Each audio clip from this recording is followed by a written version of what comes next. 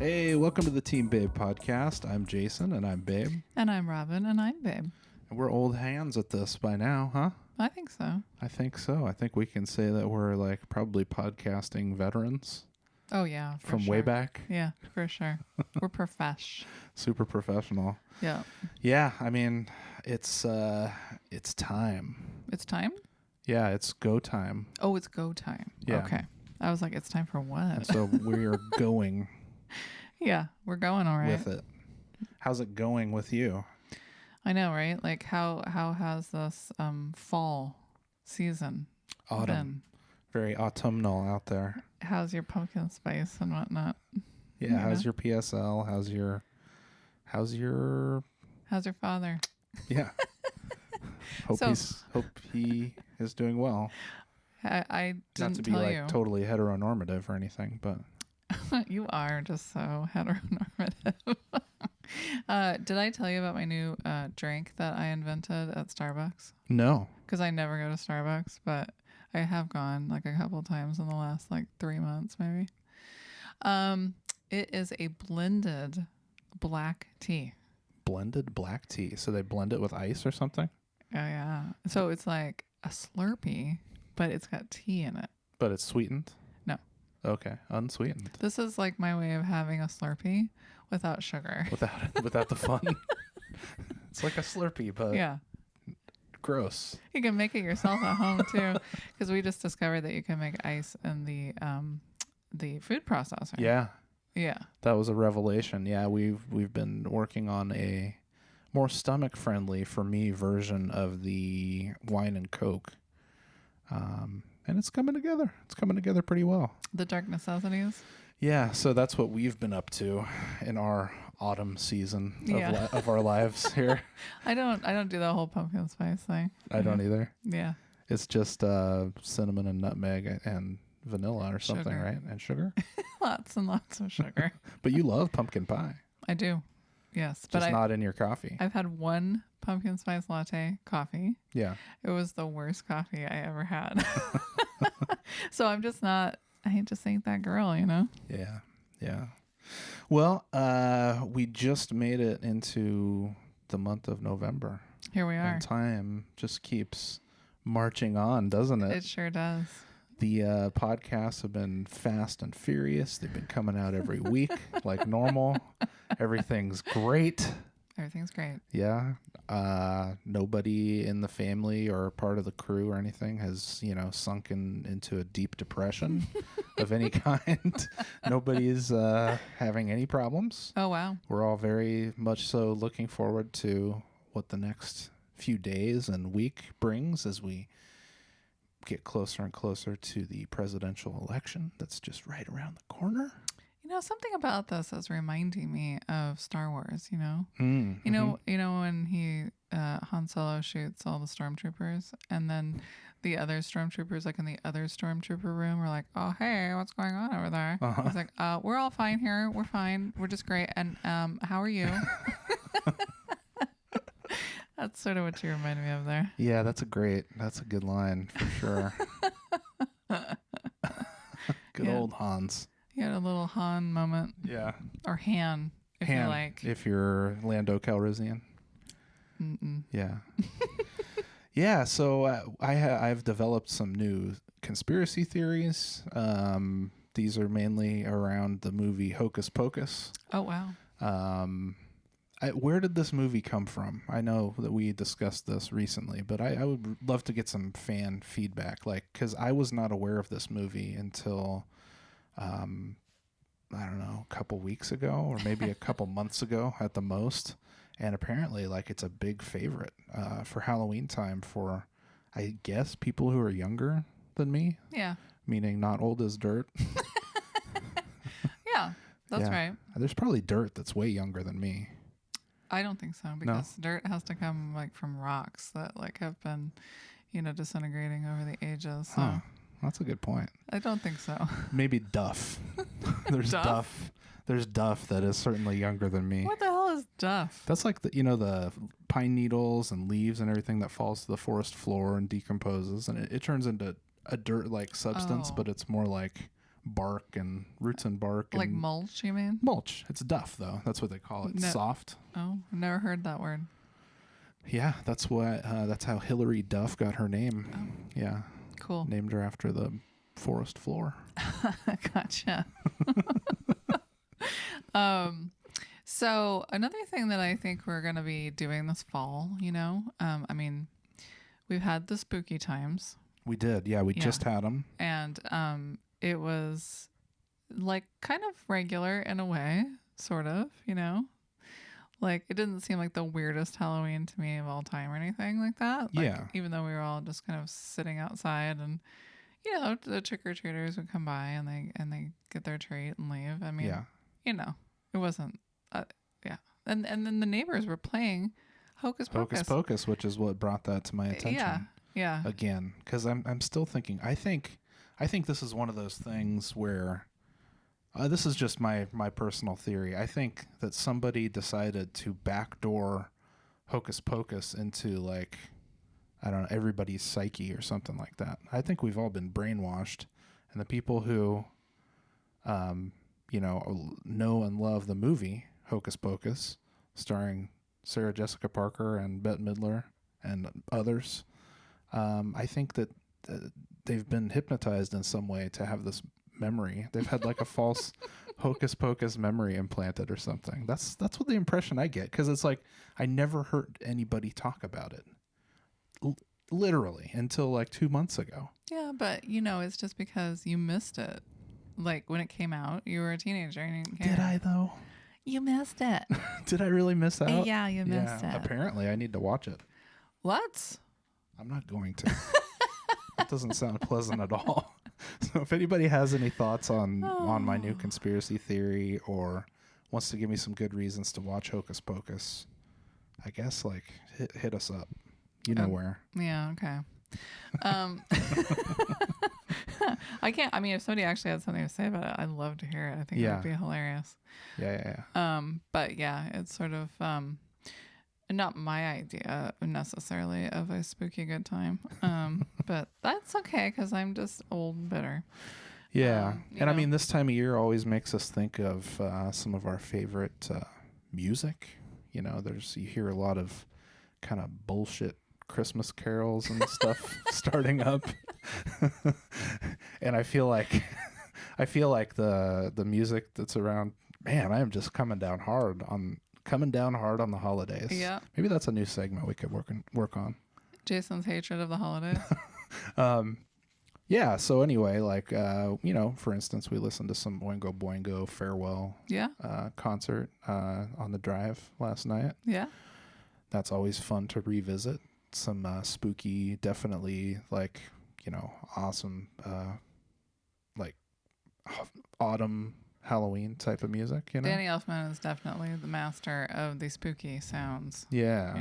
And then leading up to that, of course, we were talking about a certain rock supergroup from the 90s that's still going. Yes.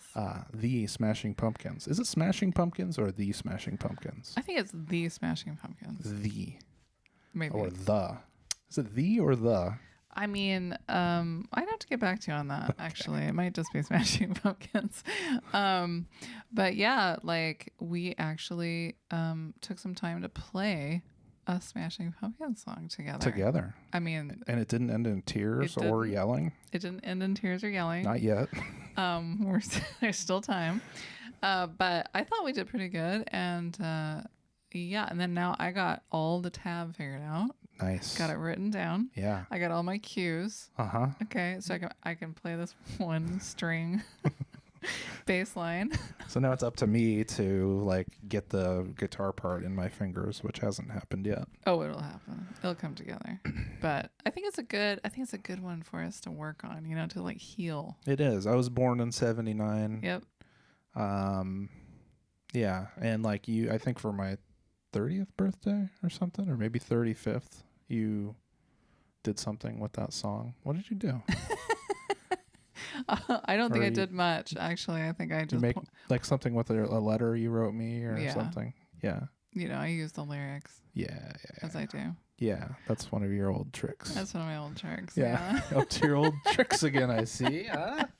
Always. Yeah. So between the pumpkins and the fall pumpkin spice time, and the fact that you were born in 1979, and it's from the album Mellon Collie, which, I mean, let's be honest, these are some melancholy times, you guys. Yeah. And not only that, but it's the 25-year anniversary of the album Mellon Collie. Right.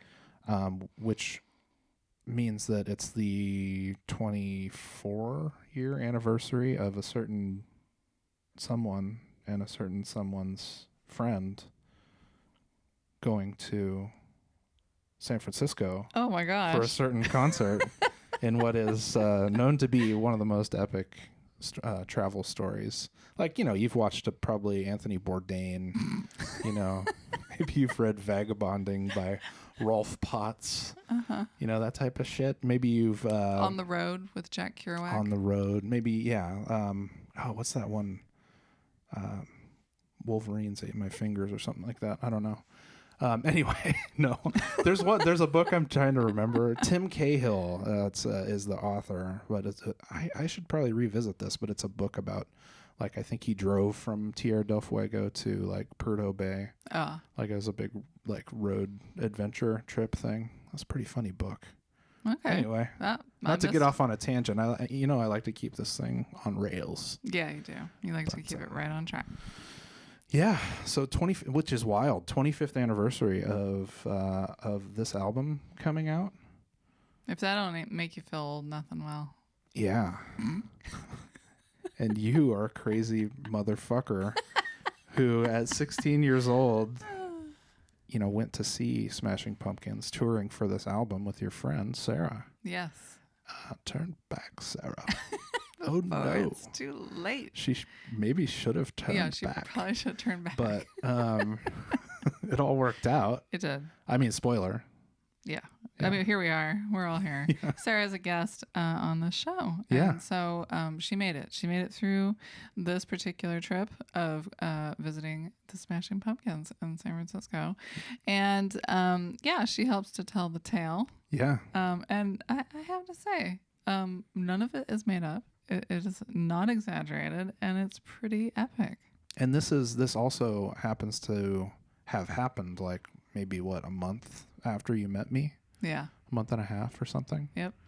And I remember I'm pretty sure I remember seeing you guys right before you went to the concert or right after or whatever. Yep. And, hearing about some of these adventures and just being like, what the fuck? You hadn't driven with me a lot yet. Not yet. but within a couple months of that, I was already very familiar with your video game style. Yes. Driving style. Well, it was also the kind of, like risky business style where you're just like, what the fuck? You just do whatever the fuck you want. Was there a lot of driving in risky business? I don't remember. That was their mantra. Oh, what the fuck? Yeah, like, you just go for it. Yeah, fuck it. Just do your thing, man. Yeah. Who cares? Yeah, man. Tom Cruise and Curtis Armstrong, right? They were my inspiration for my driving style. That was some risky business there. Yeah. Engaged. No. Well, you were doing some risky business with those drives. Yeah, for sure. We're driving down the street, and we're in this lane where there's this giant concrete island thing that happens to have like a little bit of a ramp up and down it, so it's not just like a curb, because if it was a curb you would hit that and then probably crash or smash into the pole or whatever. And you're going like 45 or something like that down this thing, and you didn't realize that it was a turn only lane. And I was like, oh shit, we're going straight. And then you just drove over the thing. Like when I think about it, I picture, like, I don't know, the Dukes of Hazzard or something, like the General Lee, your Omni as the General Lee, like jumping it and clearing it like perfectly or whatever. I cannot believe we didn't die. Oh, I remember your face too. Like I was like, oh, okay, I'll get back in the straight lane or whatever, and I'll just over the top of this thing. And I was like, da da da. And then like I looked over at you and you're like, what are you doing? I was like, what? What are you talking about? And then the times I drove your car, the other thing I remember about your car, we're going to talk a lot about the car. And we're going to talk a lot star of the about driving show. in this interview that's coming up shortly. Yes. But the thing that I remember most about your car, aside from that one time, actually, there's two other things. I don't know. Should I say them now or save them for the end? Say it all, man. I remember that the brakes were so shitty, and maybe as a result of some of the stuff that's going to get discussed in the upcoming interview here, that like, I don't know if they weren't power brakes maybe or something, but like you had to like just step on them like so fucking hard to have anything happen. And I remember like every single time you would come up to a stop, and you still kind of do this even in cars that have decent brakes, it would just be like right at the last second you're just like, okay. Whew, all right, we didn't stick the whole hood of our car out into the other lane and get it fucking like taken out like I don't know, Mad Max style or something. So there's that car had the shittiest brakes ever. And the other thing was when we went to or tried to go to the movies or something, and we were driving down that Park Marina thing, and it was like a super rainy year. I think this was maybe right before or right after Thanksgiving or something. And the river kind of flooded this section of the road, and I just drove through it to go to our friend's house or whatever. And I think I had our friend Tony, and then you and Sarah were in your car. And I just remember looking back because I was like, holy shit, I don't know if they're going to make it through this, but it's like too late. Right. You know, too late to like turn around. And yeah, I just remember that. That's another thing in my mind where it's like the water was up over your hood or something, but it wasn't, because you would have close though, totally drowned out. Close. It was really deep. I remember thinking like, oh, definitely should not have done that in my truck or you in your car. I was following you. Yeah. And then I got really mad because I thought you did it on purpose. I thought you were trying to stall my car out as a joke. That's as like, a joke. That's like how my brain works. Yeah. So I remember when we got to our destination, I like chewed you out, and you're like, I didn't know.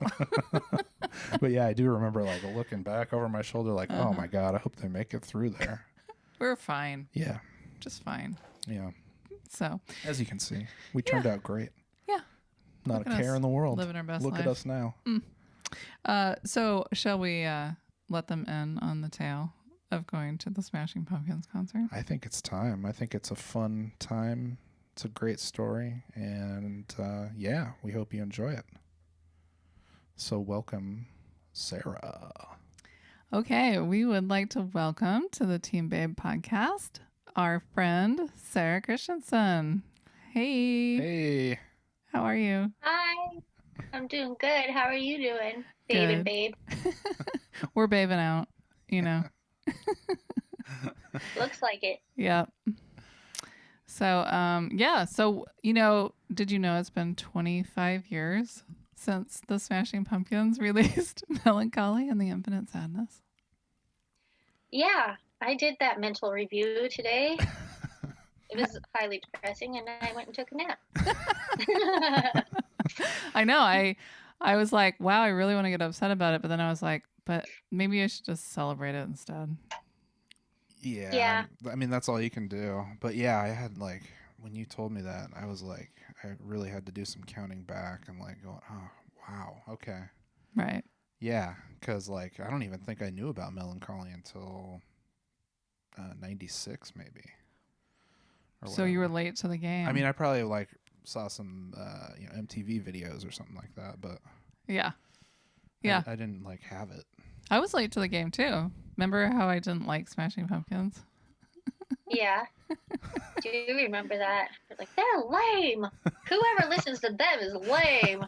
And then you're like, okay, let's go see them. Like, okay.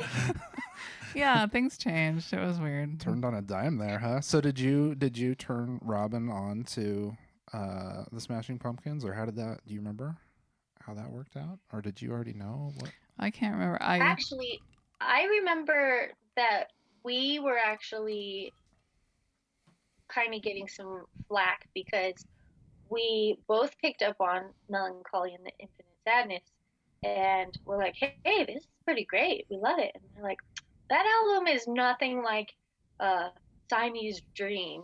And so we took a bunch of flack because it was like, you just now discovered the Smashing Pumpkins, you mainstream fool. How could you not know? Right. We're 15. Right. Because Yeah. like before that, we had only been listening to like Paul Simon and I don't know what else, like a bunch of random stuff. Like we really weren't listening to like Tony Bennett. Yeah. So it was like the grunge mid-90s version of like hipster, like whatever hipsterism. Like, Yeah. no matter when you discover something, there's always somebody to like You're late. tell you you're lame because you're not. Yeah. You're doing it wrong. Yeah. Exactly. Yeah.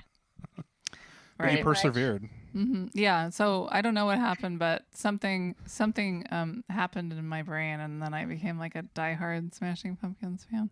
Well, think back. What do you remember? What it was? What happened in your brain? It's pretty weird to ask that about a song because I think like I can. Yeah. Well, I probably couldn't tell you what it is about a song, but I guess it's just like how something makes you feel one time.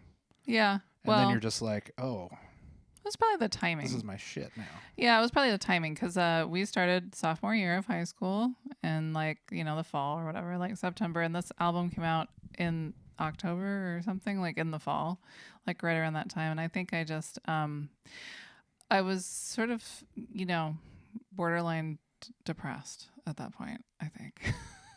And then, well, because it was the 90s. Right. And we were like, we're bored. Yeah, we're the over world it. is too good. When is something exciting going to happen? Let's wear black. Okay. Uh-huh. Yeah. Yeah. Do you remember? The thing I remember the most about getting the album, and I think I just bought it at like a music store in the mall or something. I don't know where I got it from, but it was a double cassette. And the first thing about it was the artwork was off the hook. I'd never seen something that was just so cute and beautiful and whimsical. It was just the most beautiful artwork ever. And then, it's like the symphony is, having an orchestra in the album. And yeah, it's a really good album. Yeah, and I have to say, like, I was all down with that celestial theme because my bedroom was like sun, moon, stars, and clouds and all this shit. And so this album was just like the soundtrack to my bedroom, sort of. And then I also, met Casey around that time, and he was already into Smashing Pumpkins, and he already had the album, so I'm sure there was some influence there. But yeah, it was very like whimsical, and I mean, I guess I thought about it as being a romantic album at the time, but when I listen to it now, it's like, it's an angry album for the most part. Yeah. Yeah. But it has the beauty of a broken heart, you know? Exactly. Yeah. So I don't know, like I would have to, I'm trying to like conjure up the images of the album artwork now, and now I wish I had like, I don't know, some way to look that up so I could look at it, and I'm sure I'll actually, do that I think we have the CD case in the garage right now. I meant to get it out and I forgot. Damn. Later. Yeah, because like, I mean, I remember the vague overall theme, but like, I'm not like a visual person like you two are. Yeah. I think as much maybe. Yeah. Or maybe at all. I don't know. Oh my gosh. I don't remember. The music video. Yeah. The video was just, that's pretty much what sold me. Like, who could put art together like that? For Tonight. Yeah, that. Yeah. Song. Yep. Yeah, that was the best. I remember that, like, when they premiered that on MTV, I, like, lost my mind. I was just, like, so excited about it. So we're telling a story about you two and your love affair with the Smashing Pumpkins, I think. Oh, yes. Is that what's going on here? Well, that, yes, that, and and this particular album just, like, I think it just kind of saturated our, like, friendship and, like, our time, or, like, I don't know, probably a good couple years, I guess, from the time it came out. And then, also we had to make our like pilgrimage, as you do, to worship the Smashing Pumpkins in person. I think you made a couple Billy would be pilgrimages. so proud. I know, right? Yeah. Like, my disciple. Babe won. I have her wrapped around my finger still. Oh yeah. No, I mean, I used to think Billy was pretty cute, but I don't think that anymore. I mean, he's pretty hard to look As a at. side note. Yeah, just FYI. Yeah, so if you're listening or watching Billy, sorry about Sorry. It's too that. harsh. You should grow some hair, maybe, like get some plugs or something. Oh my gosh, that'd be awful. They Speaking, make some pretty nice wigs nowadays. that's true. That'd be easier. Yeah. Speaking of Billy, Sarah, have you seen any of their YouTube stuff that they're doing where they go over every song from Mellon Collie, like for hours? No. I haven't either. No. Oh. Well, we should have done our homework. We really should have done our homework. This could have been something else. We could have been like given reports on, Every detail. SP then, SP now. I you- did see some giant, I don't know what I was looking at, but yeah, whatever they're doing now is kind of a turn off for me because Their new stuff. Yeah. they are kind of doing that like in your face of like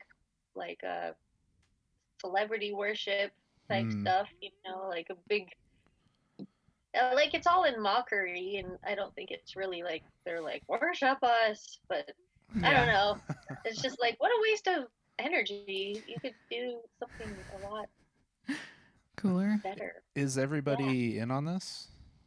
The whole band, you mean? Yeah. No, there's no Darcy. Oh, what happened? She died? No, she she hates them. She had enough. Okay, and then Darcy died. Sorry, Darcy. there's a different bass player, but James and Jimmy are there. Oh, okay. Yeah, so That's it's pretty good. 3 out of 4. Yeah, that's pretty good. But I think Yeah. everybody knew Darcy had it a really long time ago. So, but yeah, how bad did you want all that merchandise, all that reissue Mellon Collie merchandise? That shirt, that button-up shirt. I know, right? With that print is pretty nice. I like that. Yep. I'll take one of each. Me too. I even wanted to get the skateboard, and I don't skateboard. Is it skateboard? A Yeah. Mellon Collie skateboard? Oh yeah. Whoa. I'm gonna school you on all this stuff later. I guess. Yeah, I have some learning to do. Yeah. So yeah, maybe we should tell our little tale about going to the concert in '96, right? Yeah. Yeah. Yeah. I think your perspective is going to be way funnier than mine because I think at the time I thought I had everything like totally under control. Don't worry, I thought you did too. And you were just like, I'm just along for the ride. Everything's great. Well, at one point I fell asleep, and when I woke up, I was in big trouble. You're like, how dare you fall asleep right now? After all we'd gone through. So that's the end of the road trip story. So, right. We'll have a memento version. Start at the ending. Yeah. Well, I actually think it'd be good to start at the beginning. Okay. Yeah. Because we had to plan this thing out for like months, it seemed like. Like we had to save up our money to get our tickets. And then I'm sure those weren't cheap. They were cheap. They were Really? like $25 or something. That's I crazy. think they were more than that, but we had to buy gas and like Yeah. like do the whole We brought sandwiches. be responsible. Yeah. We brought sandwiches and sodas, Yeah. in our ice chest. But we had to like also conjure up this big lie so that your parents wouldn't know that you were actually going to San Francisco with me. Well, all it was is that I was spending the night at your house. Yeah. And my parents helped corroborate that story. They did? Oh, yeah. Oh, wow. They were just don't tell. They were in And on it. your dad checked the car, and your dad was like, "Okay, everything's ready." we never trusted him again. Right. Yeah. Some good foreshadowing. I threw his old cell phone in my Jansport and said, "See you later." And yeah, That's right. The like this big. The huge A Motorola, cell like phone this big. brick. Yeah. Hello. Exactly. Is it like one of those bag phones, or No, it was actually, after that. It was like it had the little antenna you'd pull up and down and all that good stuff, you know. Oh yeah. Motorola. Yeah, Hmm. Motorola. Yeah. So your mom dropped you off at my house, and you know, I think our moms chatted and blah blah blah, and then she finally left. We're like, could you leave any sooner? Because we're like, Leave. please leave. We're on it. We gotta get going here. Got like a 4-hour drive. Yeah. Plus. Right. Yeah. I think we left really early though, as I recall. I think we left at like We left. We gave ourselves plenty of time. we did. Good thing. We were ready. Yeah. And so we just like threw all our stuff in the car and took off. And then I don't really remember anything until we had an incident. Do you remember anything before that? We were driving through farmland, and I actually mixed memories. So we actually took 2 Smashing Pumpkins road trips, just to throw this in. We did? Because when the singles box set came out, we went to Chico That's to the right. music store to buy the box set. And what I remember about that, so we'll just throw this in since we can't remember what happened until Arbuckle. Sure. Before Arbuckle, we don't know. But sure it was great. When we went to Chico, we had just bought the new Sublime album that had come out right after Bradley died. Right. Yeah. In Chico. His last show was in Chico. Whoa. We bought the album. We totally jammed out to Sublime on our way to go buy the box set. Yep. So that was the other Smashing Pumpkins road trip. Yep. And then no mechanicals on that one, huh? Nope. Smooth sailing on that one. Yeah. And then we got to Arbuckle. That's where things took a turn. So what exactly happened? We're driving along, and then did your brakes go out, or did it just stall out? No, I was like, I gotta get gas, or we had to go to the bathroom or something like that. So I was like, okay, I'll stop here. There's a gas station. Like I'd stopped there lots of times as a kid. And so we got to the bottom of the off ramp, and my car died, like at the stop sign. And you were like, what? Well, what's wrong with your car? Start it back up. And I couldn't start it. And so then we're like, So like I tried everything I could think of to get the car to start. Nothing would work. So I was like, Sarah, you have to get out and we have to push the car. And I did.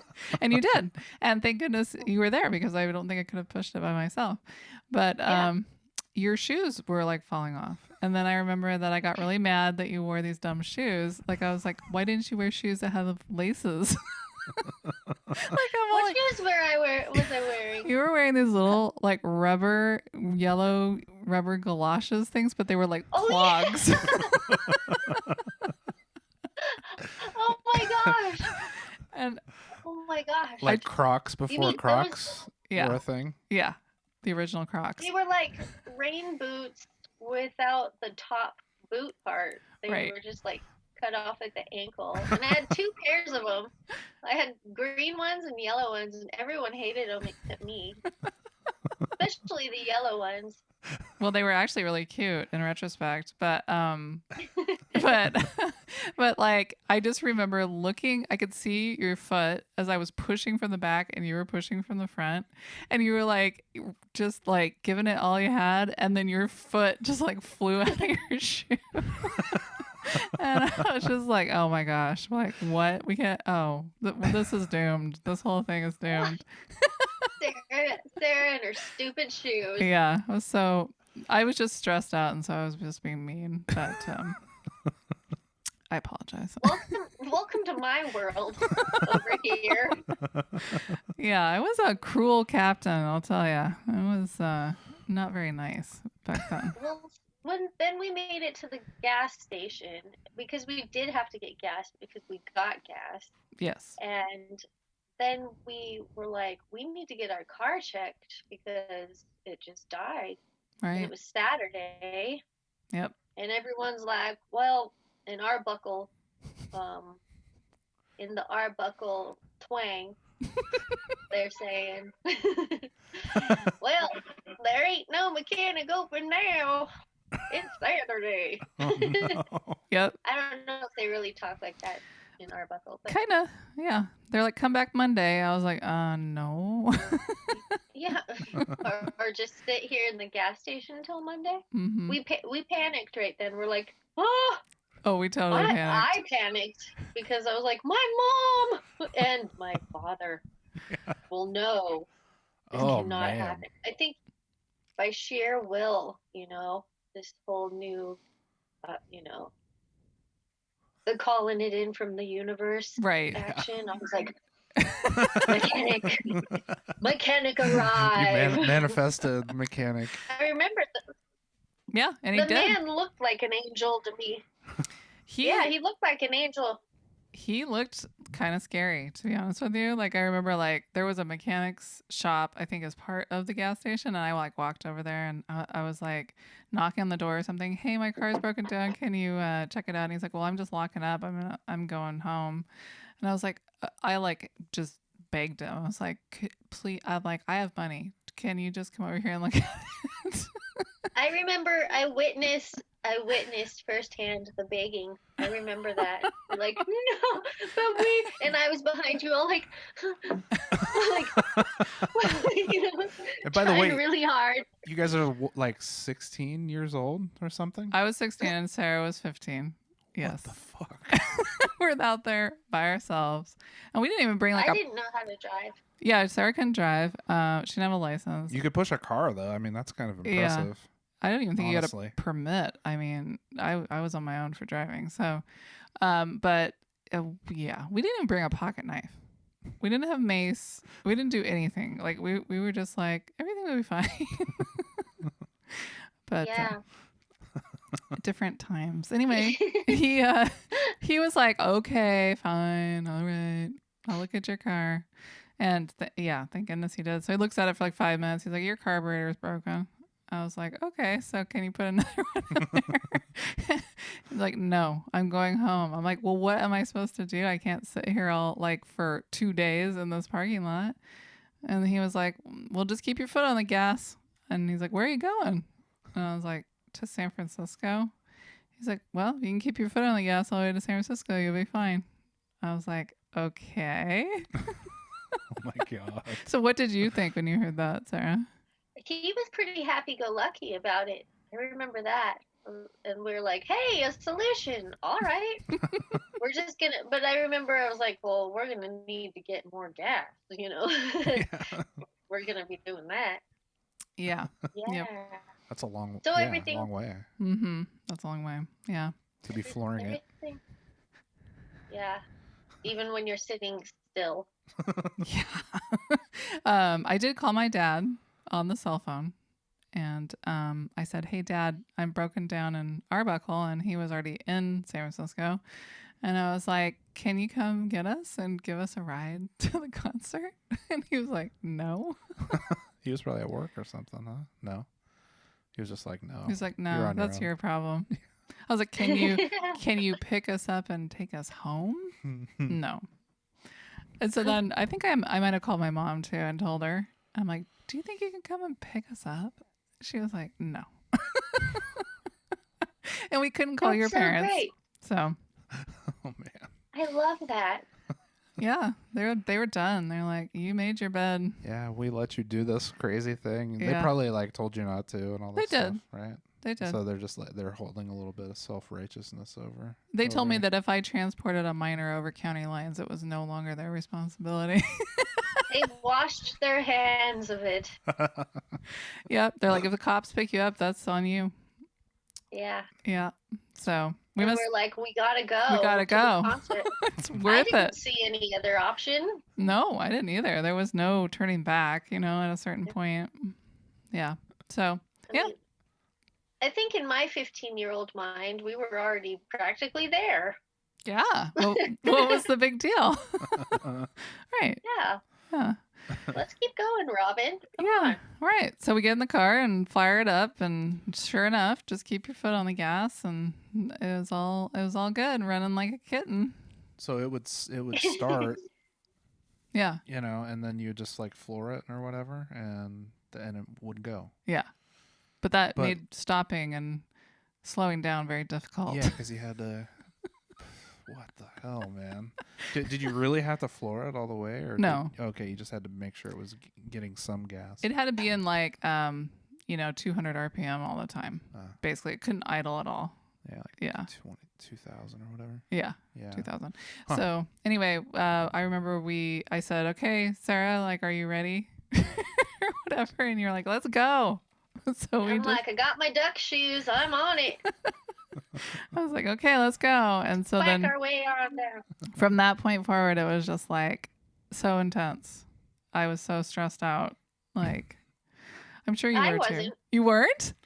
I was like, la la la, let's listen to the music. We're going to see this Smashing Pumpkins. I love it. And then we see the skyline of the beautiful city rushing towards us into the freshness of the fresh new experience. And we get to the bridge. The toll Which plaza. bridge was it? It was probably the Bay Bridge. Yeah. And we were going to Oakland, actually, because we were going to the Cow Palace. Right. Right. I think we were going to San Francisco, but we may have also kind of gone the wrong way because at that point, I don't remember looking at any maps or anything. I had no directions. So I probably went to Oakland first. Wait, was the show in Oakland or San Francisco? It was in San Francisco. Oh. Cow Palace is like in San Francisco, I think. Yeah, I don't know. Or it was. It's no more. Yeah. Yeah. I think that's right, though. San Francisco. So I remember as soon as we saw the traffic and we saw the red tail lights and stuff, I just kind of started to freak out. And I think you'd been asleep. This is the part where I woke you up in a panic. Was she in trouble at this point? Yeah. Okay. Yeah, she was in trouble. Twice on this trip, Sarah. Jeez. Because I think I had just been sort of having a panic attack for 2 hours and she was asleep. And I'm just like, you can just do it all. I had full Robin trust. I was like, Robin knows how to drive. Right. She knows everything. I'll just take a nap now. You got this. I probably told you that. That's probably why you thought that. Yes, you did. Yeah. Regularly. I'm like, Robin knows all. Yeah, right. Yeah, I think so. I was just annoyed that you had been able to relax, but at the same time, I think I had let you be asleep for a long time because I felt bad. I started to realize, oh my gosh, I've put Sarah in danger, and we are really not in a good situation, and this is all my doing. And I was like, yeah, I remember you feeling really guilty and bad because of not telling our parents. It was me, but you're like, no, this is really, and I really was not that stressed out until we got through the toll booth, which I have never, we grew up in Reading, and I have since seen amazing traffic in other areas, but I don't think we had ever seen traffic as human being. I think that was the first time either of us saw bumper to bumper for that long. Yeah. Across the whole bridge. It's intense. Even when I think about doing it now, I'm like, oh, I hate going over that bridge. Yeah. And, it's just so many cars, Yeah, and it always feels like you're just going to get smashed into. Well, we have been bumped into a couple times, just going to San Francisco, as a family or whatever. So I was actually worried at that point when we got to the toll booth that my leg was not going to cooperate anymore because I had to keep it in one position for so long that I was so paranoid that I was either going to floor it on accident or I was just going to take my foot off the gas. And my knee was hurting so bad. I was in agony. Oh my God. I didn't even think of that because it would be really hard to change feet Well, I didn't. I couldn't change feet. I had to drive with 2 feet. So it was just like keeping my right leg like in position for hours and hours. Like Yeah. it was crazy. Yeah. So. And then. Yeah. You were doing that, and your leg is about to fall off, and then the brakes go out. Yeah. Yeah. They got real hot. Yeah. They got hot. Oil slick. So then did you freak out? And then I was again outside of the car in my duck shoes. Rather than pushing, I was pulling. Oh, I kept having to, I was like pulling the door back, and we bumped the car in front of us. But you're like, we have no brakes. And I was like, find your brakes. Yes. So I remember that really, really clearly. Like you pulling on the like door handle thing, like with all your might, like thinking that somehow you're going to slow the car down. Just like out of sheer terror or whatever. You mean while she was in the car? Or yeah, like... she was just sitting in the seat holding on to the little like door handle thing. And she was like, oh. Just death gripping that thing? Yeah. Yeah. Oh my God. And I was so like, funny. Sarah, I was like, at first I was like, it's going to be fine. Like the brakes are really mushy, but it'll be fine. And then as soon as like I just had nothing, I was just pushing the brake pedal to the floor and nothing was happening. I was like, Sarah, I think we're going to die. No, that is what that feels like. I haven't had brakes go out on a car, but one time, like when I was riding motorcycles a lot, like I boiled the brake fluid and my brakes were just gone. Oh, I did it on my bicycle one time too. Oh, wow. Anyway, that's really scary. Yeah. Because you're just like, okay, I'm either going to go off this cliff or like hit something and stop or... Ugh. Yeah, so... Yikes, on a bike. Mm-hmm. Well, and then it became kind of a blessing. We didn't realize that there was traffic and we were only going 2 miles an hour. Right. Although it wouldn't have happened if we weren't in the traffic. But either way. Yeah. Yep. So as soon as we kind of got rolling along, that van pulled out in front of us. We hit the van and I pulled the emergency brake and slowed us down enough to where we didn't actually have an accident. So they didn't stop because everybody just bumps into each other or whatever in San Francisco. But it was only because I thought to pull the emergency brake that we didn't have like a horrible accident. And like, yeah, and then I burned up the emergency brake. So then it was like, this is it. We have no brakes now, like nothing. So if something else happens, that's it. We're just going to get in a car accident. And you were just like, I think you cried. I kind of think maybe you cried at that point. And then I felt really bad. I don't know. Maybe not. This is horrifying. So. Yeah, it was horrifying. Yeah. I mean, yeah, I've heard this story a few times, you know, of course. And I think you recounted it like what, the day when you got back to me when we saw you at like the coffee shop or something. Well, I don't know. I mean, maybe it was soon after. Yeah. We probably did. But it was probably a shorter version. Yeah.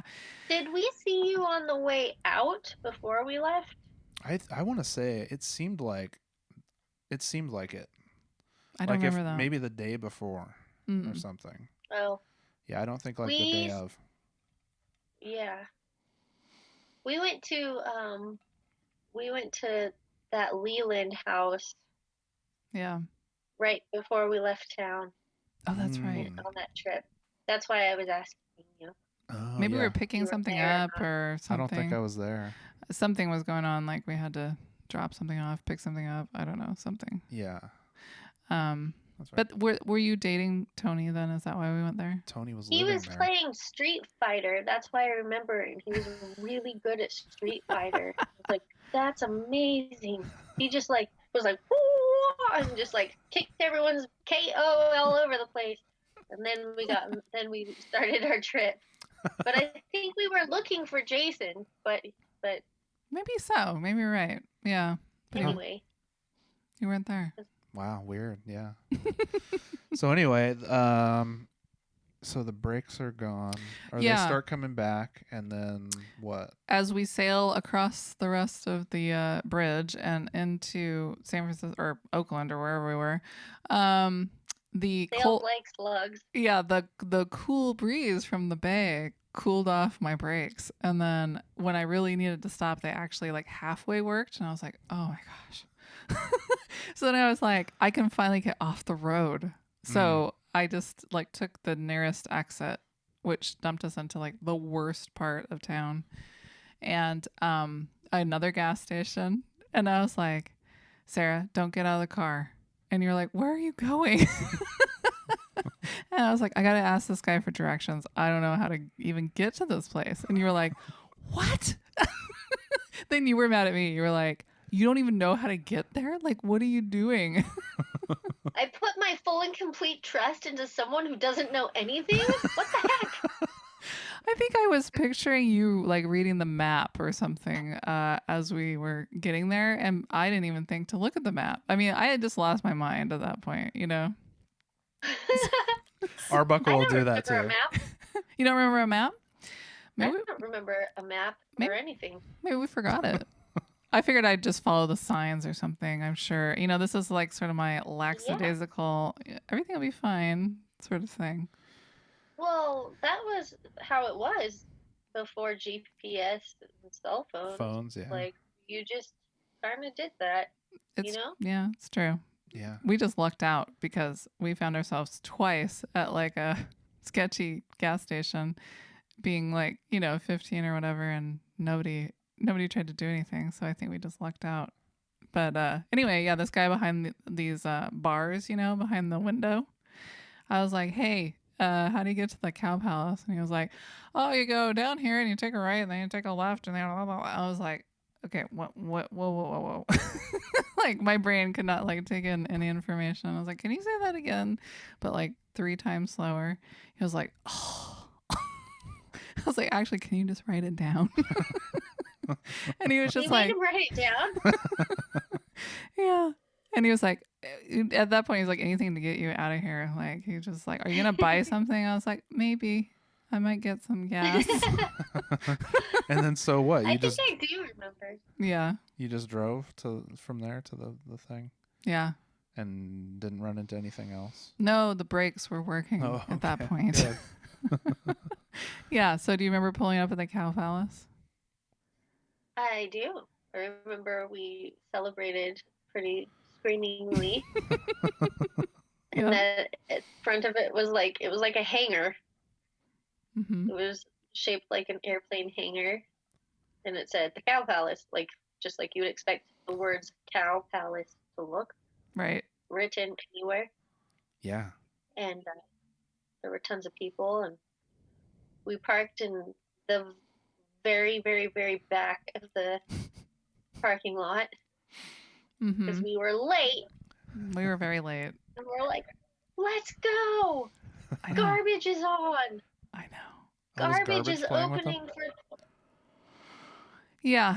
But by the time we scrambled out of the car, which I had to back up with no brakes really into at the side of a hill, because the ice plant. Yeah. Right. Because there was no more parking spaces. And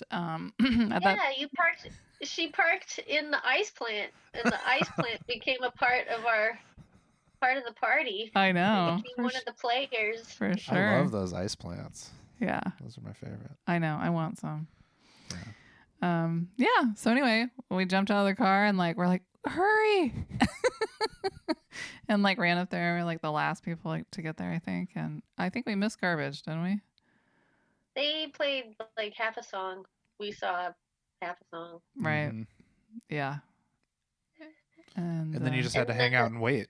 Or did they because they don't.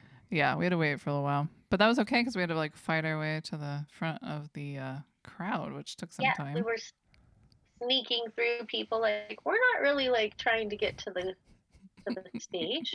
We're just going this way. We're just hanging out. Kind of just moving through. Mm-hmm. Yeah. Mm-hmm. Yeah, I don't remember any of that except one guy who was like, I don't know, he was probably like 30-ish or so, and he had like sunglasses on, like Ray-Bans or something, and like a scarf. This guy sounds cool. He was cool. Yeah, he was like San Francisco cool, you know. And we're like going through, and we're like, excuse me, blah blah, like trying to be all nice about it, you know. And that was probably mostly you, Sarah. And then he like turned around and looked at us, and he's like, "Whoa, you guys are like so punk rock." And you're like, we know it. I was like, we're 15. Yeah, dude. I was like, get out of my way, dude. Gotta get to the front. If you only knew the half of it, what we just did to get here. Yeah. Yeah, it's fucking. You know how people talk about 0 fucks given? Like that was, I think, how we felt when we got there. Yeah, I bet. It was just like. It's a huge triumph. Yeah. I probably still had a few to give. Did you? I think you were done. You were done. And I'm like, okay. I was your cheerleader. Yeah. Yeah. I was like, the nap was good and I'm not dead. And I'm not groggy because I almost died. So, you know, yeah. woke me up, got some endorphins going. Yeah. But I think when they finally came on stage and started playing, I was really excited.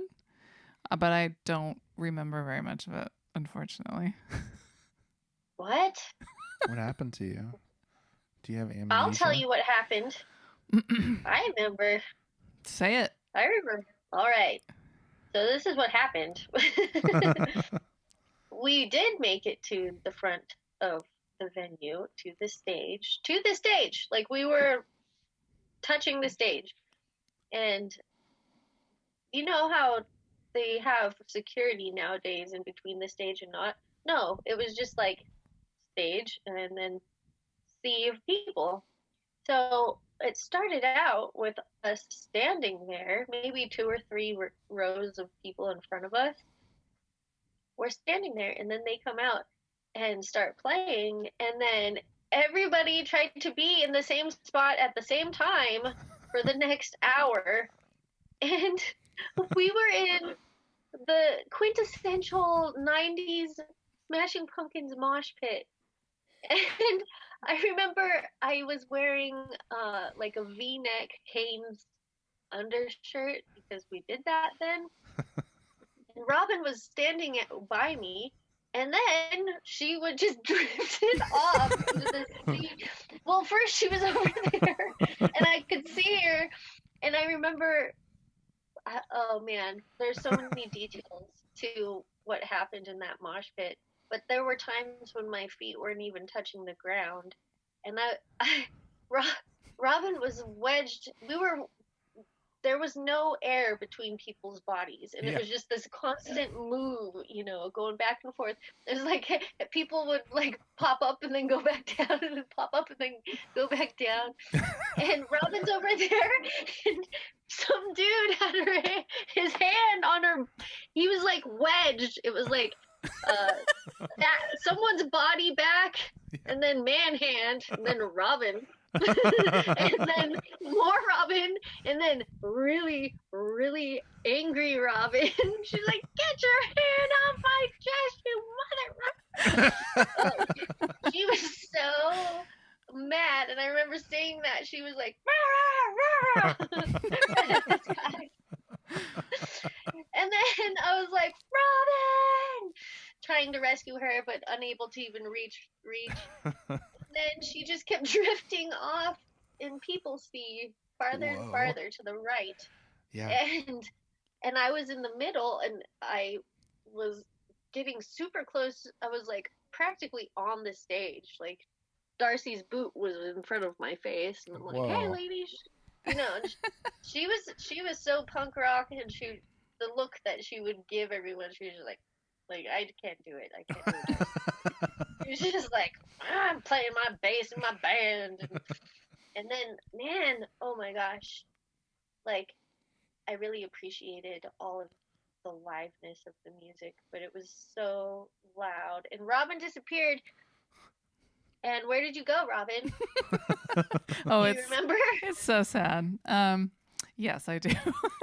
And I was having another like anxiety attack about getting separated from you because we made no plan of like, here's where we should meet later, you know? And I was like, oh no, I'm going to lose her. And it's like this whole like I was babysitting you or something. It's like, I have to like get her back home. What if I can't find her later? So as I'm like just being pushed and pushed and pushed like farther away from you, I'm like trying to like keep my eye on you somehow. Like I think that that's going to happen. And then I finally just got pushed all the way over to the very side where like the stands were, you know, where like the people were actually sitting were. And I was like, oh my gosh, I think I'm going to faint. Really? Yeah. And I kind of did for a minute. Yeah, because I had nothing, like no water and no food. And I was like so stressed for so long that I think I just like totally lost it. And I just had to sit down on this disgusting floor where it was like vomit and like beer and like cigarette butts and I mean, whatever else. And I was just like, I'm going to lay down. Oh, I gotta lay down. Like if I don't lay down, I'm gonna die. Like that's how it felt, you know? So as I'm like sitting down and then just kind of like slowly like, you know, melting into the floor, I saw your little yellow shoe go into the air. Not like, on her foot? Or nope, not on her foot. And I was like, oh no. She's dead. They've killed her. That's like, I don't know. That's like the Wizard of Oz or something like that, man. That's I couldn't believe it. Weird. I was like, I was just thinking like, I hope you're okay, Sarah. As you nod out. Yeah, as I nod out. And then then I woke back up and I like kind of made my way back over there. And I do remember like a couple of songs, you know, that are kind of sharp in my memory, but that's it. I mean, like, wow. It's all mush. What a bummer. Yeah. Yeah. How about you? Do you remember like a lot about the songs? And well, obviously, I mean, you remember like Darcy's, you know, mean mugging, right? Bass playing. So. She was mean mugging, and I remember Jimmy Chamberlain playing the drums. I don't remember the songs, but I remember him playing the drums, and I was like, oh, that's amazing. Like, and that was my first. So in a real sense, that was my first real understanding of, you know, like live music live and what you really get to see. And that later, you know, in my 15-year-old mind was like, whoa, well, this is incredible. And then not really putting it together that was real talent, you know, like, and then hearing people talk about Jimmy Chamberlain, then I'd be like, oh, I know who that is. Oh yeah, he is a really good drummer. Yeah. Yeah. But I think he's the first musician I ever like really watched and was like, whoa, okay, now I understand. Right. Yeah. Just when like being a kid and not knowing how music is really made, not being a musician, I would just listen to it and be like, yeah, that's great, but not really think about all of the work and what it takes to make beautiful music. Oh yeah. So I think I've been, you know, of course, been to other concerts and seen live music or like even the symphony, you know, or whatever. But that experience was intense. The beginning of me being like, I need to see more of this. Right. Yeah, that is a crazy like first live experience. Yeah, and see, I had earlier that year in the summer, I'd gone to the Free Tibet concert and I had actually seen the Smashing Pumpkins there for just brief, like 20 minutes or whatever. But like, so I think I also just kind of underestimated this experience because I was like, oh, I've already been to this huge outdoor concert. Going to an indoor concert would be no big deal or something, you know, but it was actually more intense in a way because you're inside and you can't really like leave and there's no air, you know? Yeah. It's very focused. Like you're only there for one reason. Exactly. You know? Yeah. And I do remember like Billy's pants. I remember him wearing the Zero shirt and the silver pants. I'd be like, he wore the silver pants. And being so excited. Yeah, I was so excited about that. I don't think he wore him at the Free Tibet thing. So I was like, oh, gotta get my money's worth, you know? Yeah. That's so cool though that you keyed in on Jimmy Chamberlain. I mean, like, it does make sense too. I didn't ever get to see them live, but like, I don't know. I've watched a lot of his drumming and some live concert like footage and stuff. Like, he's one of my favorite like rock, or actually just one of my favorite drummers, I would say. He's really talented. He's really good. Yeah. Yay! Let's start a Jimmy Chamberlain fan club. I've been wanting to, yeah. I don't know if he has one already, if we can contribute or, just start our own thing. But now's the time. yeah, I think so. 25 years. Yeah, exactly. Time that the man gets some recognition. All right. So I mean, he got fired, like a month later or something like that? Yeah. There was some trouble. Yeah. For sure. Did you see the guy that was playing like keyboard and stuff? Like, was he visible on stage? Mm-hmm. I was wondering about that. Yeah. Yeah, the keyboard player that also Jonathan Melvoin or whatever died. Yeah. Yeah, he was at that show. Mm-hmm. Yeah, so we got to see the full thing, which was pretty cool because I think it all kind of like blew up like, I don't know, a month later or something. Mm. So we were lucky to see all of them together. And so it was like a full show. It was like more than an hour. It was really, and they played a lot of hits. Like, it was just like a packed, show. But then I don't really somehow we found each other again, and it seemed like you found your shoe too. Yeah. That's it was amazing. just laying there.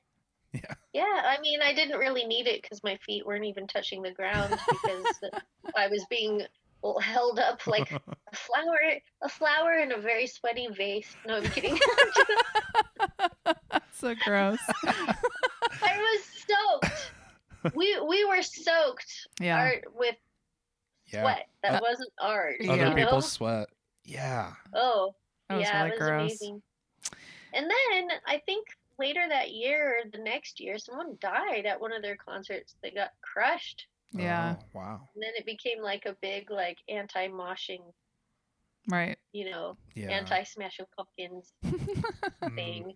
I get that now. Like, so what I was gonna say is the Smashing Pumpkins were like the before emo thing. Like, we were not doing an emo thing because that came after the Smashing Pumpkins. Yeah. But then when that person died at the Smashing Pumpkins concert, it kind of propelled the emo thing. Like, oh, can we just be Mellon Collie without crushing each other? Like, you're right. like too much effort. Can we just be sad all together and just calm the fuck down? Like, I think that's kind of. Yeah.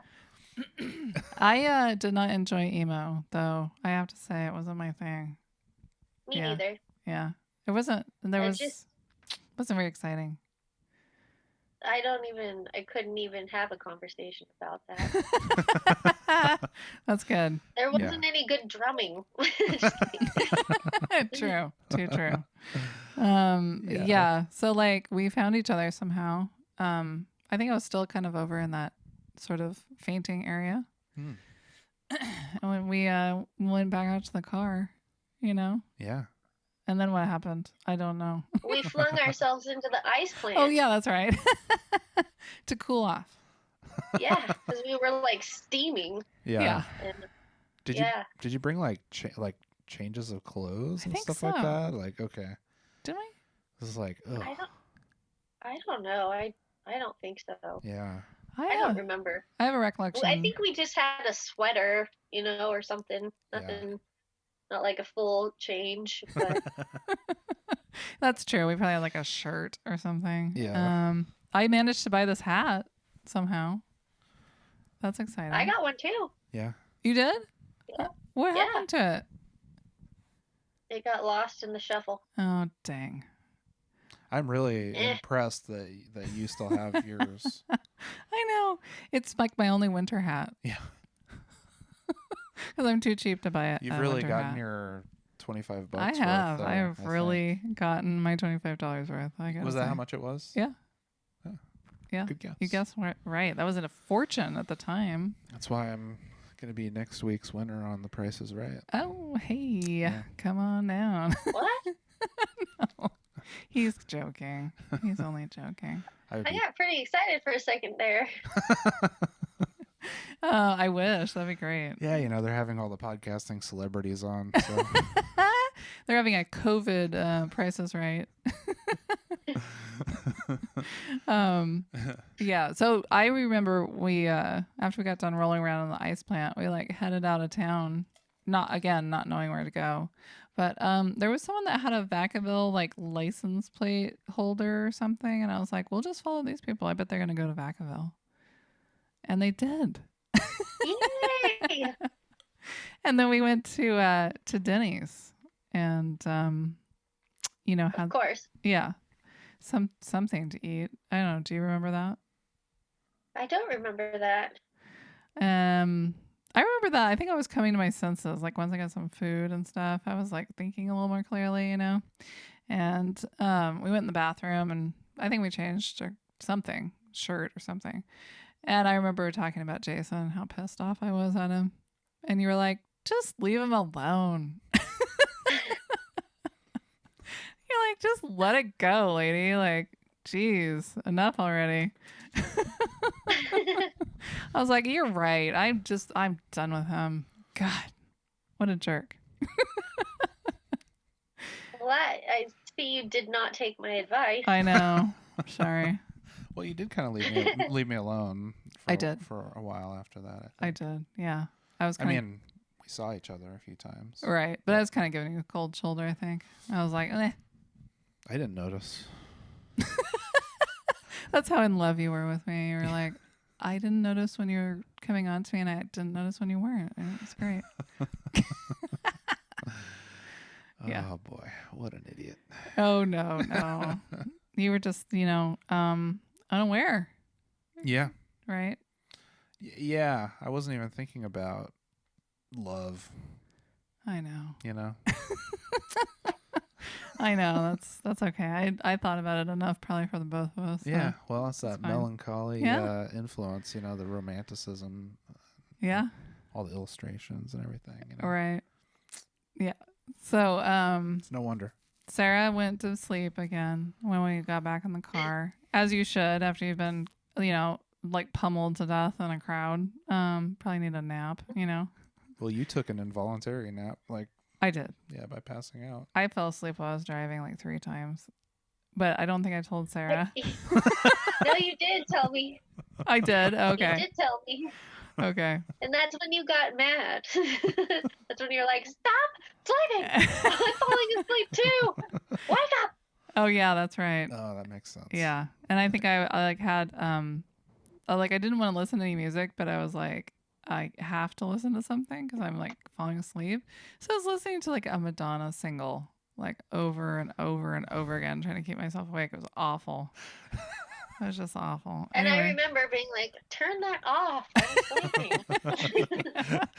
While it plays again for the 400th time or something like exactly. that. That's exactly. like something they would do to torture somebody. Yeah, so really? I was like, all the windows were down. It was 40 degrees. Had that on. I was like, I'm gonna stay awake. I'm gonna do it. As my like leg is just like paralyzed for life. So, yeah. Do you remember getting back home? I remember the next thing I remember after getting to your house is that I was like, my mom is gonna come pick me up and take me to church. That's right. Horrified. Oh no. I was horrified and dreading it and covered in sweat and hungover in that sense of being so dehydrated, Yeah. Like, Yeah, just dried up. and then she came to your house and I was laying in the guest room and she walked up and looked at me and I was like, I don't wanna. She's like, okay, you don't have to go to church. And I was like, thank you. And she left and went to church and left me there. And I was just like, oh. I think we got home about 2 hours before she showed up or something. Did you really? Yeah. Wow. Yeah. It was early morning when we got back. That's gnarly. That's so cool that your mom was just like, oh, you don't have to go. She must have sensed it. You were just like a zombie. must have been you put up a very convincing argument. Yeah. With your don't I make don't me know. go. I think that she probably just didn't want to deal. She's like, I will enjoy church by myself today. Without that. Don't have to try to coax Sarah, to do everything. Right. Yeah. Huh. Right. That's funny. But I remember being sad when he went home. I was like, oh, it's like it's over. Like in a way, I was like so glad that we were back home and that I could finally stop holding my leg in that one position. But I was also really sad it was over. It was like we had like built that up for so long, and then it was like, oh, we did it. Oh, but now what? We moved on to other adventures. We did. Yeah, we did. But I mean, that is a hell of an adventure. That is like that's a really epic story. Almost to the point where, sometimes like some of your dad's stories or some other people's stories, I've heard it and it's so outlandish where I'm just kind of like, I don't know. Like there's some extra sauce being put on this thing. Yeah. Or something, like he's like really selling this. But and this one, like I feel like it would make me think that, but it's totally, I mean, it's corroborated. Yeah. Obviously. We've got Sarah here. I didn't make it up. It really happened. No, yeah, and I believe you. But yeah, it's wild. I mean, yeah. I can't imagine trying to go over the bridge like that. Yeah. And I think it was like a pretty long time before I ventured out of town again. No, it was probably at least 6 months. Like I was just like, okay, that is enough of that. I remember you guys doing that trip to get the airplane fly as high. Oh, yeah. Though to Chico. Right. But that was like the next spring or something, like late winter that was, or spring. Yeah. That was quite a while after that. Yeah. Because we were already together, I think, at that point. Yeah. Yeah. I remember that your attitude about the Omni took a 180. Yeah, I know, right? You loved that Omni so much. Did. And then we took that trip and you were like, no. No. I no longer trust this automobile. This thing tried to kill me. Yeah. I mean, several more times after that too, but that was the worst one. Yeah. I have another secret about that time. Oh yeah? About the Omni. Yeah. What? I want you to know I loved you so much that I tried to plot stealing your car for you. What? And driving it in a ditch or into Shasta Lake or something so you could get a new one. And it never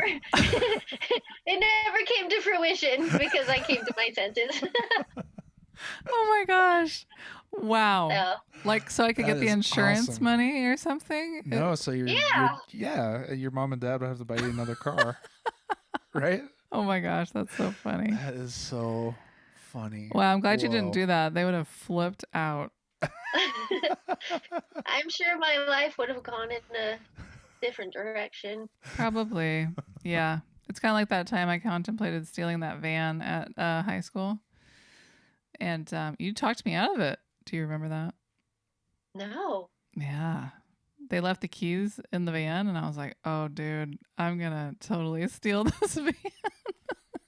And you were like, don't do it. You'll never get a driver's license. You'll go to jail. This was before you had your driver's license. Nice. Uh-huh. And I was like, oh, but it'd be so worth it. And you're like, Robin, like, wake up. I was like, all right, okay, I won't do it. I was like, you ruined my whole day, Sarah. What was your thought to like take it somewhere, or you're just gonna go live in it, or Yeah, I think I was just gonna go like run it out of gas. I don't know what I was gonna do with it. I mean, I had no money. I had, no driver's license. So where was I gonna go? Wow. Little criminal mind. Yeah. You probably had social studies with the owner. Yeah, probably. So this was a teacher's van? This was like, it was like a school van, like a janitor's van. Yeah. Yeah, I don't remember that. Yeah. It also had a skeleton key to the school, and I was gonna make copies of it and sell it. So I had a lot of really good ideas at that time, you know. How far, Sarah? How far did your plotting? Sorry to No, jump that's in okay. on that. How far did your plotting go? Or did you have like a few scenarios worked out? Like, I'm gonna walk over. Or I'm gonna get a ride in the middle of the night over to Robin's. Like, To steal my car? just yeah, for the car thievery. Yeah. I couldn't find a reliable accomplice. Mm. So that's hard. Yeah, You gotta be tight with someone for. because she would have been a great one, but it's her I car, so know it's like, exactly. damn it. I know. It's like, wait, this is So funny. a conundrum if I ever saw one. Yeah. Well, I have to say, as like crazy as that was, I'm so glad we did it. I do now. I mean, I still feel like it was worth it for sure. I think. Oh yeah, the memories. Yep, Yeah. Mhm. the formative years. Hmm. Mhm. The the having you with your driver's license and me just throwing all caution to the wind. I'm like, Robin's got it.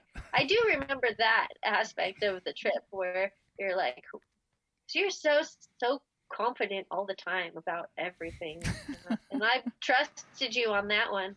Yeah. As soon as you learned how to drive, I remember when you got the Omni, you loved the Omni, and we got the Punkorama Volume 1. Yeah. You didn't have a driver's license, and we just drove up and down your driveway all day. Maybe more than one day. Oh yes. And we just like, I remember listening to Empire of the Sun over and over, Rage Against the Machine, Yep. over and over again, everywhere. Yep. And Cruising the I was Omni. like, Yeah. you provide the wheels, and I'll provide the cassette tapes. Yeah, exactly. Well, you provided It's a the good deal. fun. I mean, we had tons of fun. I mean, I don't think Yeah. I've had those kinds of like insane laughing fits and, you know, just like goofy stuff since then. I mean, it was really a fun time. Hey, well, I'm still here. I know. Yeah. I mean, hey, like you never know. Maybe we'll do part 2. You know, like once COVID's over and, you know. Yeah, I want you guys to hang out and then come find me at some coffee shop and act like you guys were so hyper and silly and stuff. Like it was like you had this crazy weird like silly energy Yeah. together that was really funny. I wish I could see that again. Uh-huh. We were almost like we had twin language, like Yeah. in a way. You know what I mean? Like we were just like everything was an inside joke and, you know, it was really just like all our own like secret stuff. We had, you know, like we just talk about stuff and people would be like, "What?" I think I still live in that world. Yeah. Yeah. Well, I'm trying to get back there. I need some of that, you know. There's too much business. Yeah, babe needs more fun. I do. Desperate for Well- fun. Well, I'm here for you, babe. Okay, thanks. And for you, babe. Thank you, babe. Yeah, awesome. So, before we wrap this up, like, have you listened to Mellon Collie at all recently? Like, have you gone back and played through your favorites? You know, I moved into this new living space that I'm in now, and I'm gonna get rid of my CD book. Oh, Oh Oh, wow. I man. can't believe I'm gonna get rid of it. But it's Wow. still in the back of my car because I'm not sure who wants it. And I have a CD player, and I found Mellon Collie, so I promise you I will listen to it very soon. Okay, because good. We gotta keep the memory alive. I know. Yeah. It's time. It's time for a revisit. And I'm gonna watch all those awful YouTube videos where they spend 2 hours talking about each song, and we report back. We'll have another discussion. Oh, good. Yeah, we Good. should definitely do a Smashing Pumpkins debrief after the Yeah. dust settles on the 25-year anniversary. Yeah, for sure. That'd be good. Give our own take. Yeah. Yeah. Well, thank you, Sarah, for being on the show. Like, it was really fun to like recall all of this, and so much more fun to hear your side of it too. So Yeah, Yeah, it same was here. super fun. Yeah. so, all right. Well, thank you. Thank you. Let's do this again sometime. Okay. Okay. I hope you guys have a wonderful, babylicious evening. Thank Thank you. you. We'll You try. too. Okay. See ya. Bye. Bye. Hey, that was really fun. I felt like I went in the time machine a little bit Yeah. there. Thanks, Sarah, for being a good sport and telling the story. Like, it really wouldn't be the same without Sarah's part. So, Totally. Yeah, no, it was great to kind of rehear it and yep. also like learn some new stuff. Yeah, exactly. And it's a fun time to think about for me in my memory because it's sort of like this daydream period, this sort of like time where, we were, old enough to do stuff like drive to San Francisco, but young enough to still have lots of time for nonsense and art and doodles and, Totally. silliness. And so it was a fun time, even though it was kind of hard. But And you guys were both completely obsessed with Smashing Pumpkins. totally. It's sort of like a love story between you, Right. Sarah. It's a love triangle. You, Sarah, Smashing Pumpkins, or whatever. It probably makes it more exciting than it really is. But yeah, I was definitely an obsession that we could not let go of for a really long time. And, even listening to it now, I still, have some strong feelings about it. But what about you? What do you think about it? It seems like to me that you're like Mellon Collie is like your the Bends for Right. me. Yeah. I got completely obsessed with the Bends. Exactly. And then lots of other, albums after that and stuff. But that was like the first one that I think I don't know, I got obsessed by other ones too. But that was like probably the biggest, like the most prominent one. So yeah, it's different for me with Mellon Collie. Like I didn't get into it at the time. Like of course, if you listen to the radio or if you watched MTV, like Bullet with Butterfly Wings and Tonight Tonight and 1979, it seemed like we're still in heavy rotation, 3 or 4 years later or whatever. Like it was definitely easy to get ear fatigue and fatigue of watching those videos over and over, except for like, I don't know, 1979 and Tonight Tonight were great videos. Yeah. Bullet with Butterfly Wings, whatever. Yeah. It's a little contrived. But yeah, as far as like how I feel about the album, I don't have a deep connection to it like you guys do. And like, I don't think I appreciated it as much then as I do now.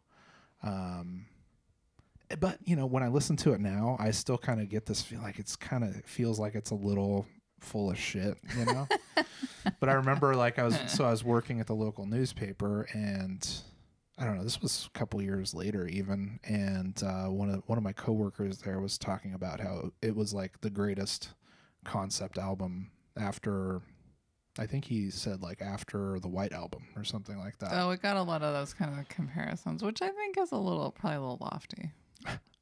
I mean, I can admit that. I get into some of those things with the harps and all this stuff, and I'm just like, where the fuck is this going?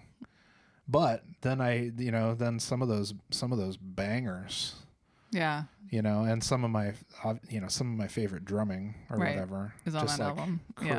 Crazy good stuff. Jimmy Chamberlain, was one of my drum heroes. But it was also cool to hear Sarah talk about like that's what she keyed in on at the show. Was the drumming? Yeah, because that must have been super impressive in person. Oh yeah, for sure. Because I don't know that for me anyway, that like the guitar, the bass, and stuff like that in that band is that impressive to like. Yeah, it sounds like other stuff kind sure. of in some ways. But yeah, anyway, so I don't listen to it a ton. I listen to it every once in a while, a few specific tracks, but it's definitely fun to like. It was fun to dig up and try to figure out how to play that guitar part and stuff and play with you. Yeah.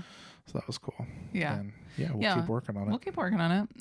And I think for me, it's like I've come to respect the, just like art for art's sake part of it, because it's like when you get to be an artist with that much money and time and, you know, tools at your disposal, why not make just this epic, you know, concept album if you can. Yeah. And, you know, it's no like White Album or whatever, but it's still like for its day. I think it kind of captured something that, you know, is like a good like snapshot of that time of grunge. Mm-hmm.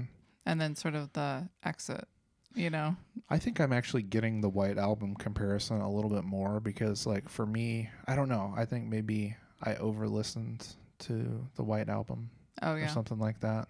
And I kind of get it. It's definitely got some meandering stuff. Like, I don't like some of those songs. Like, Back in the USSR, to me, is just kind of garbage. Like, but they just got to do what they wanted.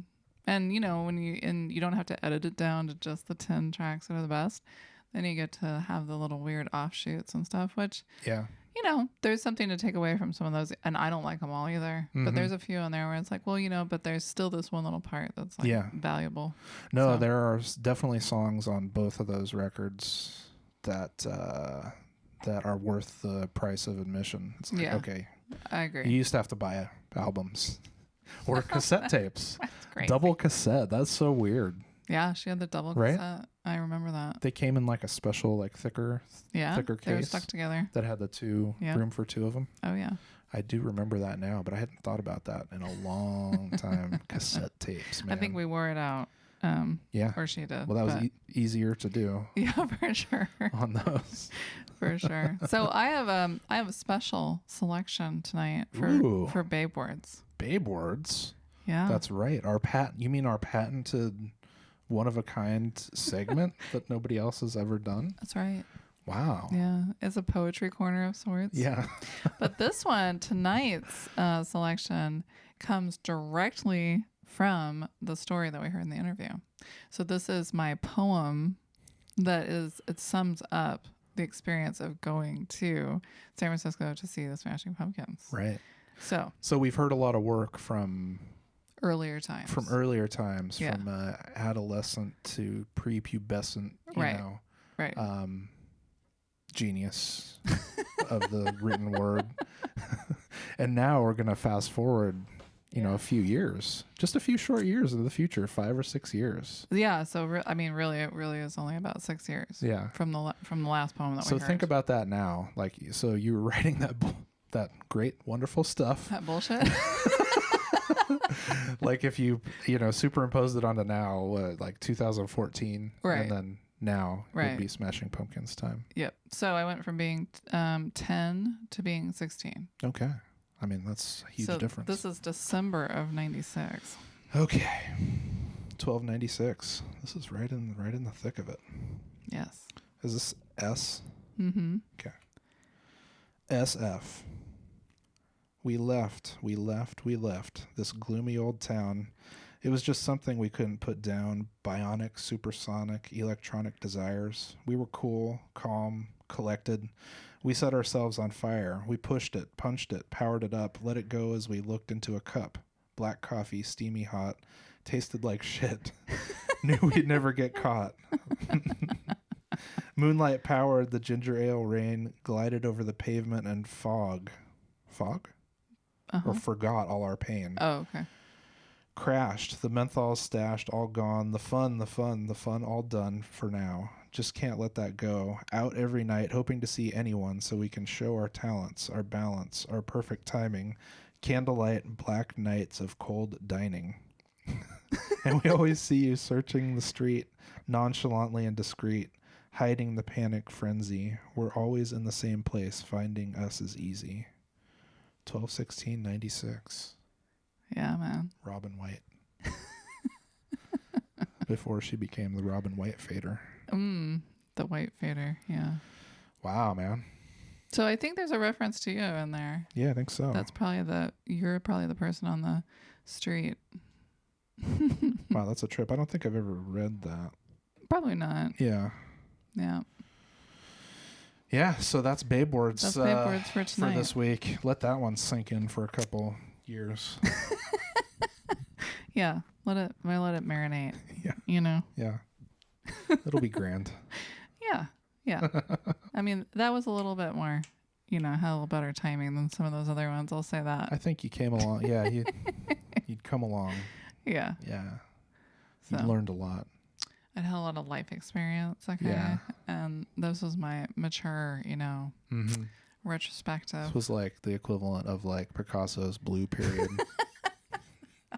Wow. I don't know. I think I'm having that now. A blue period. I'm definitely having a blue period. Okay, so I think we should end this episode by reminding all of our listeners to pay close attention to their mental health as we go into the sad times of winter. Yes. Get yourself a UV lamp. Yes, please. Bask in its glow. Get yourself maybe like a sauna of some kind. Maybe a weighted blanket. Maybe a weighted blanket. Some CBDs, like prepare for winter, Get ready. Get ready because it's coming. Yeah. It hasn't rained or anything, which is bullshit. But well, that's just where we live. Yeah. Yeah, because I know I've seen pictures of other places where it is. Where it rains? Yeah. Wow. Or snows even. No. Yeah. Crazy. Yeah, so take care of your mental health, take care of each other, and take care of yourself. Did I say that? Yeah. It's okay. You can say it twice. Okay. Yeah, double up on that. Maybe self to the second power. Yeah, I'm going to remember that. Good. See, she's not the only one who drops wise words. No, you can have babe words. Would you like to participate in writing a poem? I'd have to find my old computer that no longer exists anymore and find my text file poetry, my angsty teen poetry. I wish I had that so bad. I do too. Yeah, dude. I don't think I ever told you about my days as a poet, as a beat poet. We'll get back to you on this. Yeah. There's probably more of this story. Definitely. Well, happy Halloween. Happy Election Day. Yeah, happy Election Day. Happy autumn. Happy pumpkin spice. Easter. All right, babe. Well, until next time. Yeah. I bid you adieu. Adieu to you and you and you. And I love you. I love you too.